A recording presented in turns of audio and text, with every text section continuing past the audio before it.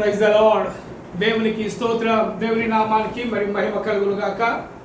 మరి ఈ దినము మట్టల ఆదివారము. ఈ దినం మట్టల ఆదివారం, పామ్ సండే అని ఇంగ్లీష్లో అంటారు. మరి యేసు క్రీస్తు మరి సిలువకు అప్పగించబడబోయే ముందు మరి పరిశుద్ధ వారముగా దానిని మనము చూస్తాము. మరి ఆ యొక్క పరిశుద్ధ వారములో మరి యేసు ప్రభువు మరి మన పాపముల నిమిత్తమై ఆయన అన్యాయస్తుడై మరి అన్యాయపు తీర్పు పొంది మరి ఆయన మరి సిలువకు అప్పగించబడుతున్నట్టుగా మనం చూస్తున్నాం. ఒక మాట మనం చూసుకుందాం ఈరోజు మట్టల ఆదివారము.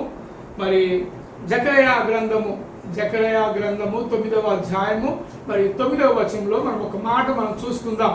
ప్రియమైన దేవుని బిడ్డలారా, మరి ఈ వాక్యము మరి చూసుకునే ముందు మరి చదివి చిన్న ప్రార్థన మనం చేసుకుందాం. 9వ అధ్యాయము 9వ వచనం. సియోను నివాసులారా బహుగా సంతోషించుడి, యెరూషలేము నివాసులారా ఉల్లాసముగా ఉండుడి. నీ రాజు నీతిపరుడును రక్షణ గలవాడును దీనుడనై గాధపు పిల్లలు ఎక్కి నీ యొద్దకు వచ్చుచున్నాడు. హల్లెలూయా. మరి నీ రాజు అని ఇక్కడ అంటున్నాడు. సో దీని యొక్క వాక్యము మరి చూసుకునే ముందు ఒక చిన్న ప్రార్థన చేసుకుందాం. మహాగణుడా, మహోన్నతుడా, పరిశుద్ధుడా, ప్రేమగల తండ్రి, కృపా సత్య సంపూర్ణుడా, నీ ఘనమైన శ్రేష్టమైన నామానికి వందనాలు, కృతజ్ఞతాస్తుతులు చెల్లిస్తూ ఉంటున్నాం. మరి ఈ దినం ప్రభువ మరి మట్టల ఆదివారము, మరి ఆదివారము నాడు ప్రభువ మరి మేమందరము కలిసి నీ రాజు మరి గాడిద పిల్ల పైన ఎక్కి మరి వచ్చుచున్నాడని చెప్పి నీ వాక్యము సెలవిస్తుంది. మీరు బహుగా సంతోషించుడి అని నీ వాక్యం సెలవిస్తుంది తండ్రి. ప్రభువా, మరి ఇంత గొప్ప రక్షణ నాయన నీ ప్రియ కుమారుడైన యేసుక్రీస్తు ద్వారా మాకు అందించినందుకై నీకు వందనాలు, స్తుతులు, స్తోత్రాలు చెల్లిస్తూ ఉంటున్నాం. యేసురాజా, నీకే మహిమ, ఘనత, ప్రభావాలు ఆరోపిస్తూ యేసునామంలో ప్రార్థిస్తూ ఈ యొక్క వాక్యంలోకి మేము వెళుతున్నాం తండ్రి. ఆమేన్, ఆమేన్, ఆమేన్. మంచిది. మరి సియోను నివాసులారా అని అంటున్నాడు ఇక్కడ. సియోను నివాసులారానా, యెరూషలేము నివాసులారనా, ఇజ్రాయేలు ప్రజలారనా, లేక దేశమంతా మరి ప్రపంచ ప్రజలారా అని అర్థమా? మనం చూసుకున్నట్లయితే ఆనాడు ఆ ప్రజల దగ్గర ఆయన మరి ఆ యొక్క యెరూషలేము పట్టణంలో మరి ఆయన అన్యాయపు తీర్పు పొందినవాడై ఉన్నాడు. అలాగే మరి ఆ యొక్క ప్రాంతంలో ఆయన మరి ప్రజల చేత దూషించబడి, ప్రజల చేత కొట్టబడి, మరి యూదులకు రాజా నీకు శుభమంటూ పలుకుతూ మరి ఆయనను హేళన చేస్తున్నట్టుగా మనం చూస్తున్నాం. ఇంకా ఎన్నో మనం గ్రంథాల్లో మనం చూస్తున్నాం. కానీ మరి ముఖ్యంగా మనం చూసుకోవాల్సింది ఏంటంటే ఇక్కడ సియోను నివాసులారా అంటున్నాడు. సియోను నివాసులారా బహుగా సంతోషించుడి అని అంటున్నాడు. బహుగా ఎందుకు సంతోషించాలి? బహుగా మనం ఎందుకు మరి ఆనందించాలి అంటే నీ రాజు అంటున్నాడు ఇక్కడ. ఎవరండి? నీ రాజు. రాజు అనగా ఆయన ఒక రాజ్యానికి ఆయన రాజుగా ఉన్నాడు. ఆయనకు ఒక రాజ్యం ఉంది. ఆ రాజ్యము ఈ రాజ్యము వంటిది కాదు. ఆ రాజ్యము ఈ లోకంలో ఉండేది కాదు. ఆ రాజ్యానికి ఏకైక చక్రవర్తి, ఏకైక రాజులకు రాజు అయిన యేసు క్రీస్తు ఆయన ఒక్కడే నీ రాజు. ఆయన ఎంత మంచి రాజు అంటే నిన్ను ప్రేమించే రాజు, నీ కొరకు ప్రాణము పెట్టే రాజు, నీ మేలు కోరే రాజు. మరి ఆయన నీ రాజు అని ఇక్కడ సంబోధించడం జరుగుతుంది. మరి ఏమంటాడు? సియోను నివాసులారా మీరు బహుగా సంతోషించుడి, యెరూషలేము నివాసులారా అంటున్నాడు. చూసారా? యెరూషలేము నివాసులారా మీరు ఉల్లాసముగా ఉండుడి అంటున్నాడు. ఉల్లాసము అనగా సంతోషానికి మారు పేరు. ఉల్లాసము, ఉత్సాహము, సంతోషము, ఆనందము, ఇన్ని పేర్లు ఉంటున్నాయి. ఎందుకంటే మరి నీ రాజు నీతిపరుడు. హల్లెలూయా. నీతిపరుడు, నీ రాజు నీతిపరుడు. మరి ఇలాంటి రాజు ఈ లోకంలో ఎవరైనా దొరుకుతారండి? నీతిపరుడైన రాజు ఉన్నాడా? నీతిపరుడైన ప్రధాని ఉన్నారా? నీతిపరుడైన చక్రవర్తులు ఉన్నారా? నీతిపరుడైన నాయకులు ఎవరైనా ఉన్నారా? యథార్థవంతులైన నాయకులు ఎవరైనా ఉన్నారా అని చూస్తే ఎక్కడ చూసినా కూడా నీతిపరుడు లేడు, యథార్థవంతుడు లేడు. మరి ఇక్కడ సియోను రాజు నీ రాజు. మరి నీ రాజు అనగా నీకే కాదండి, మనందరికీ రాజు ఆయన. హల్లెలూయా. మరి నీ రాజు, మరి ఆయన నీతిపరుడను పేరు పెట్టబడుతుంది. నీతిపరుడు, ఆయనలో ఏమాత్రము అవినీతి లేదు, ఆయనలో ఏమాత్రము పాపము లేదు, ఆయనలో ఏమాత్రము కల్మషము లేదు, ఆయన నిష్కలంకుడు, నిరపరాధి. అలాంటి రాజు నీకు రాజుగా ఉంటున్నాడంటే ఎంత ధన్యుడవు నీవు, ఎంత ధన్యుడవు ప్రియమైన దేవుని బిడ్డలారా. మరి నీ రాజు నీతిపరుడును, రక్షణ గలవాడును. చూసారా, రక్షణ గలవాడు అనగా యేసు అను మాటకు రక్షకుడని అర్థము. యేసు అను మాటకు రక్షకుడని అన్నప్పుడు ఆయన నీ రాజు అని గుర్తించాలి. ప్రియమైన దేవుని బిడ్డలారా, అది నాకెవరు రాజు, నా ఇంటికి నేనే యజమాని కదా అని నువ్వు అనుకోవచ్చు. నీ ఇంటికి యజమానివి నీవైనా నువ్వు శరీర రీతిగా మాత్రమే నీవు యజమానుడు. నీ గృహానికి అధిపతి, నీ గృహానికి నాయకుడు, నీ గృహానికి రాజు యేసుక్రీస్తు. హల్లెలూయా. మన దేవుడు ఆయన రాజు అయి ఉన్నాడు. ఆయన పుట్టక ముందే రాజులకు రాజు అని పేరు పెట్టబడుతుంది. ఆయన జన్మించే ముందు కూడా ఆయన రాజులకు రాజు ఈ లోకంలో జన్మించబోతున్నాడని చెప్పి గాబ్రియేలు దూత ద్వారా వర్తమానము వచ్చినట్టుగా మనం చూస్తున్నాం. ఎందుకంటే మరి ఈ రాజు జన్మించక మునిపే మరి ప్రవక్తల ద్వారా సూచించబడి, ప్రవక్తల ద్వారా ప్రవచించబడి, మరి ఆయన మరి మహోన్నతుడుగాను, నీతిమంతుడుగాను, అద్భుతకరుడుగాను, ఆశ్చర్యకరుడుగాను ఆయన పేరు పెట్టబడి మరి ముందే ఆయన మరి ప్రవక్తల చేత, దూతల చేత, ప్రధాన దూతల చేత మరి పేరు పెట్టబడి పిలువబడుచున్న ఆ రాజు మరి ఇప్పుడు నీ కొరకు, నా కొరకు తన ప్రాణాన్ని పెట్టడానికి సిద్ధంగా ఉన్నాడు. మరి ఇది మట్టల ఆదివారం.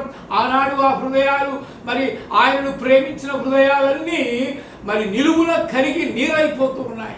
తమ బట్టలు పరిచారు, స్వాగతిస్తూ ఉన్నారు. మరి గార్ధబం ఎక్కి వస్తున్నాడు. గార్ధబం అనగా గాడిద.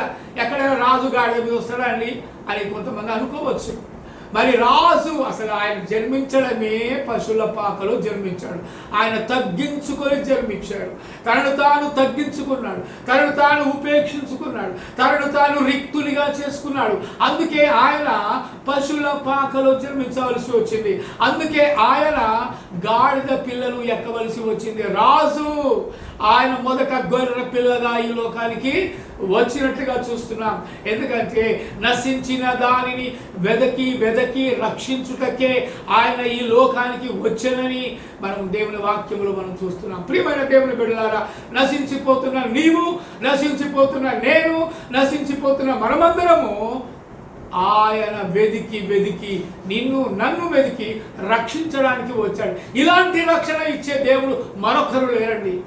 ఎందుకంటే ఆయన రక్షకుడు ఉంటేనే మనకు రక్షణ కలుగుతుంది. రక్షకుడు లేకపోతే రక్షణ లేదు, రాజ్యము లేదు, రాజు లేడు. మనం ఎందుకు పనికిరాని వారముగా అయిపోతున్నాం? ప్రియమైన దేవుని బిడ్డలారా, ఆలోచన చేద్దాం. ఇక్కడ ఏమంటున్నంటే ఆనాడు సియోను వాసులారా అంటున్నాడు, ఆనాడు యెరూషలేము వాసులారా అంటున్నారు, మరి ఇశ్రాయేలు వారులారా అంటున్నాడు. కానీ ఈనాడు ప్రపంచవాసులారా, ప్రపంచ ప్రజలారా, మీ కొరకు నేను ఈ లోకానికి తగ్గించుకొని రిక్తుడనై మరి వచ్చాను.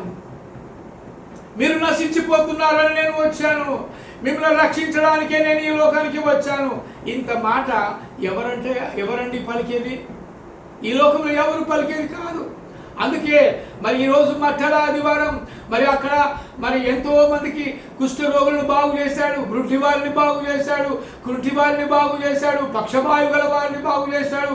చివరికి లాజరు, చనిపోయిన లాజరును సైతం ఆయన లేపినట్టుగా మనం చూస్తున్నాం.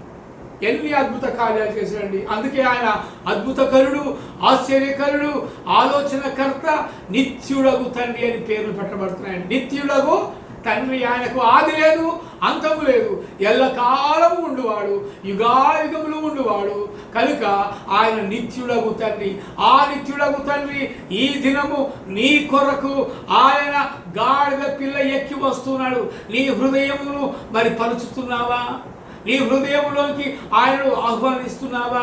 ఆయన గాడిద పిల్లని ఎక్కి మరి ఆయన వస్తున్నాడు. మరి నువ్వు ఒక గాడిద పిల్లగా మారుతావా? నీ పైన ఆయనను ఎక్కించుకొని ఊరేగింపు చేయగలుగుతావా?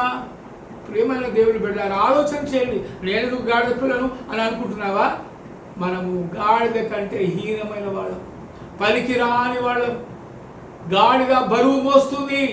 యేసు ప్రభువు నీ పాపములను మోయడానికి ఆయన ఈ లోకానికి వచ్చాడు. ఒక భారవాహకము ఎక్కి, అనగా గాడిద పిల్లని ఎక్కి నీ భారాన్ని మోయుటకు ఆయన నీ యొద్దకు వస్తుంటే నీవు తలుపు తీయవేంటి? ఆయన స్వరము వినవేంటి? ఆయన కోసం నీవు గుర్తించవేంటి? ఆయన స్వరాన్ని గుర్తించకుండా నువ్వు ఎంతకాలం ఉంటావు? ఎంతకాలము తలుపు తీయకుండా ఉంటావు? ప్రియమైన దేవుని బిడ్డారా, ఆలోచన చేయండి. ఇక్కడ ఏమంటుందంటే, సియోను నివాసులారా, యెరూషలేము నివాసులారా, మీరు బహుగా సంతోషించుడి. ఎందుకు సంతోషించాలా? ఆయన నీ యొద్దకు వస్తున్నాడు కాబట్టి సంతోషించాలా? ఆయన నిన్ను ఏర్పాటు చేసుకున్నాడు కాబట్టి నువ్వు సంతోషించాలా? ఆయన నీ పేరు పెట్టి పిలుస్తున్నాడు కాబట్టి నువ్వు సంతోషించాలా? ఆయన నిన్ను మార్చడానికి వస్తున్నాడు, సంతోషించాలా? ఆయన గొప్ప రక్షణ నీకు ఇస్తున్నాడని నీవు సంతోషించాలా? హల్లెలూయా! దేవునికి స్తోత్రం. దేవుని నామానికి మరి మహిమ కలుగును గాక. మరి ఆయన ఆ రాజు ఎలాంటి వాడంటే నీతిపరుడు, నిందారహితుడు, పాపరహితుడు. ఆయన మరి గాడిద పిల్లలను ఎక్కి నీ యొద్దకు వచ్చుచున్నాడు.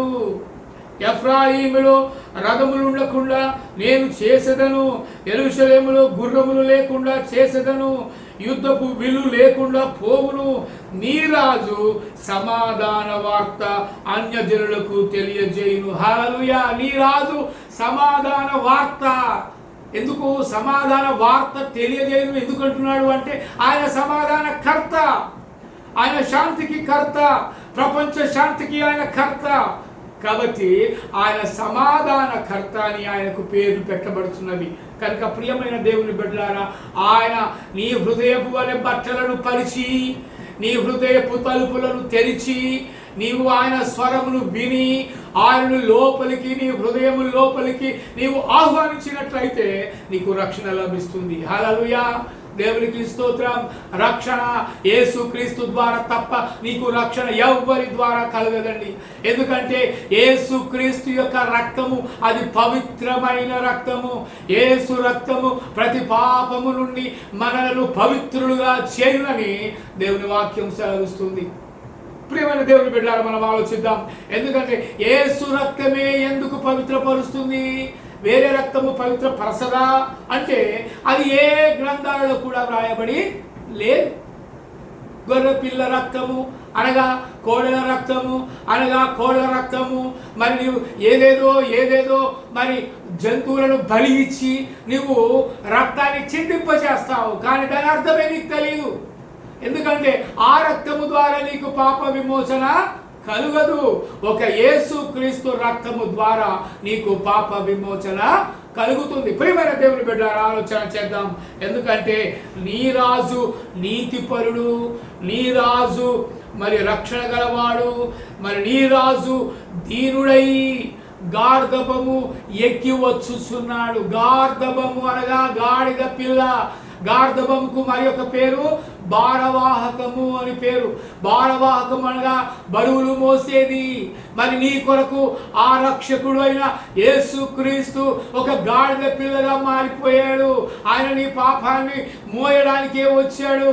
ఆయన నీ పాపాన్ని తీసివేయడానికి వచ్చాడు. ఆయన నీ పాపాన్ని ఆయన రక్తంలో కడగడానికి వచ్చాడు.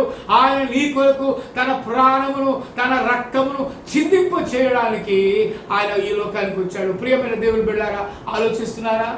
గుర్తిస్తున్నారా? మరి యేసు రక్తము ప్రతి పాపము నుండి మనల్ని పవిత్రులుగా చేస్తుంది కదా. మరి అలాంటప్పుడు ఆ యేసు రక్తము అది పవిత్రమైన రక్తమని నువ్వు గుర్తించలేకపోతున్నావా? ఎంతకాలము నువ్వు గుర్తించలేకపోతున్నావు? యేసు అనగా కొంతమంది ఏమంటారంటే ఫారిన్ దేవుడు అంటారు. ఫారిన్ దేవుడు కాదండి, ప్రపంచానికి దేవుడు ఒక్కడే. ఆ ఒక్క దేవుడే నిన్ను నన్ను రక్షించగలవాడు. ఆ ఒక్క దేవుడే నీ రాజై ఉన్నాడు. నీ రాజు నీతిపరుడై ఉన్నాడు. నీ రాజు యథార్థవంతుడై ఉన్నాడు. నీ రాజు రక్షణను ఇచ్చే రాజై ఉన్నాడు. కనుక ఆ రక్షకుడు మనకు తోడుగా ఉండగా మనం ఎవరికి భయపడాల్సిన అవసరము లేదు. అందుకే ప్రియమైన దేవుని బిడ్డలారా, మరి యేసు ప్రభువు రక్తము ద్వారా నీకు నాకు రక్షణ కలుగుతుంది.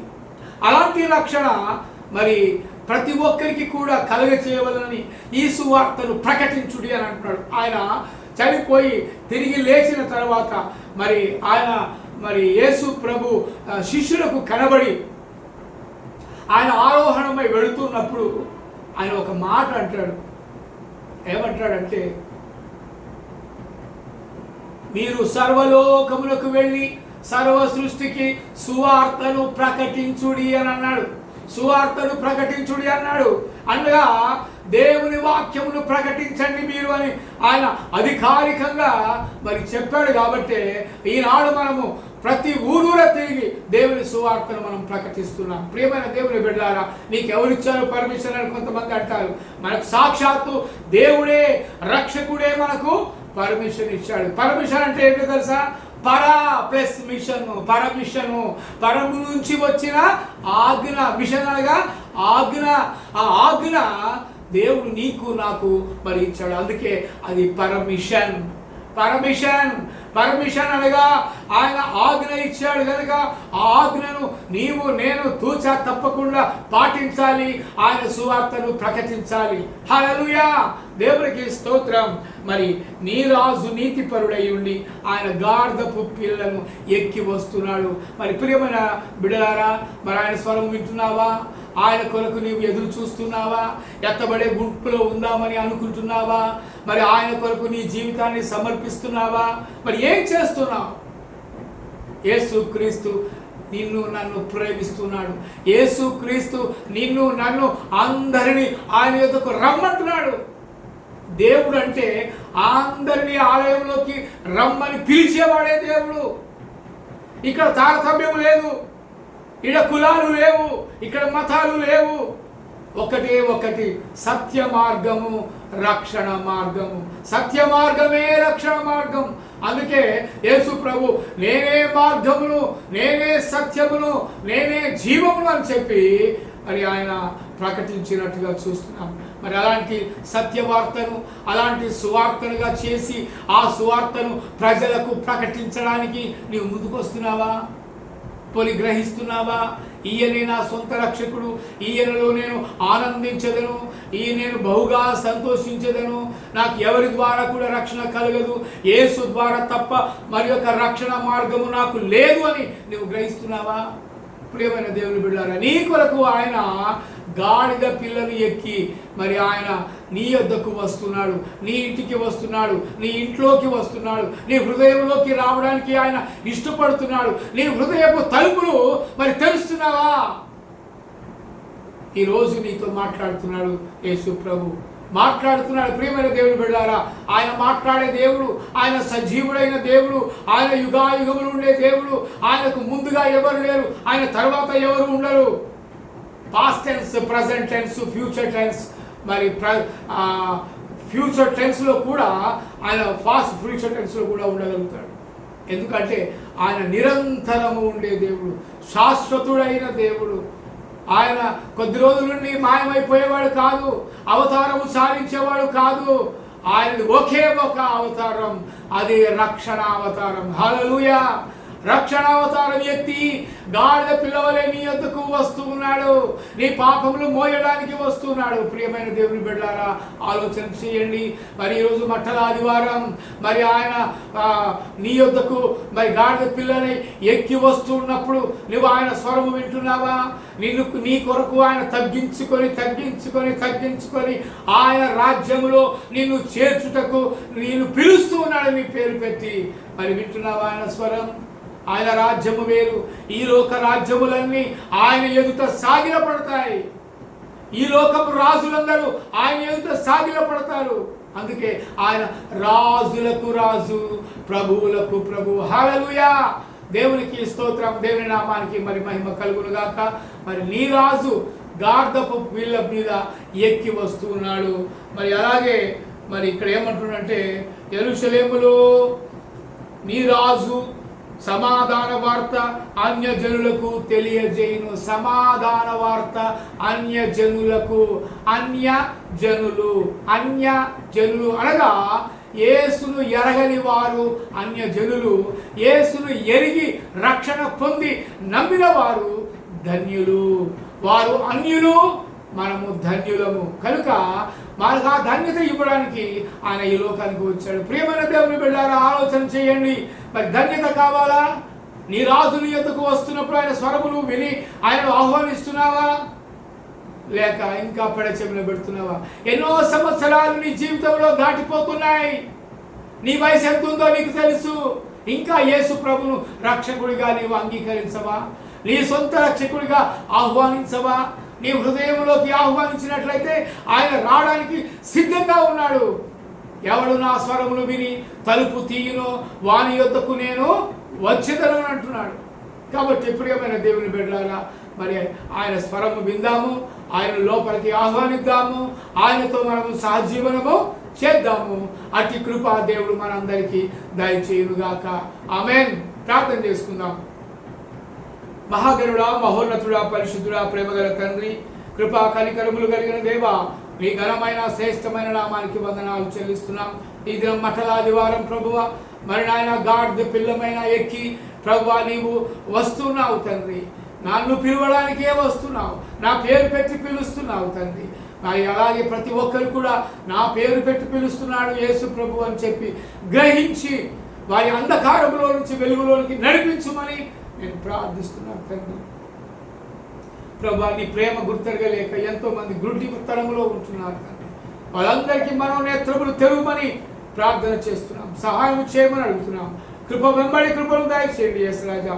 నీకే సమస్త విధమైన ఘనత, మహిమ, ప్రభావాలు ఆరోపిస్తూ ఈ కొద్ది మనవులు యేసు క్రీస్తు అతి పరిశుద్ధ నామములో అడిగి ప్రార్థిస్తూ మేలులన్నీ పొందుకొని ఉన్నాం తండ్రి. ఆమేన్, ఆమేన్, ఆమేన్. స్తోత్రం. హల్లెలూయా.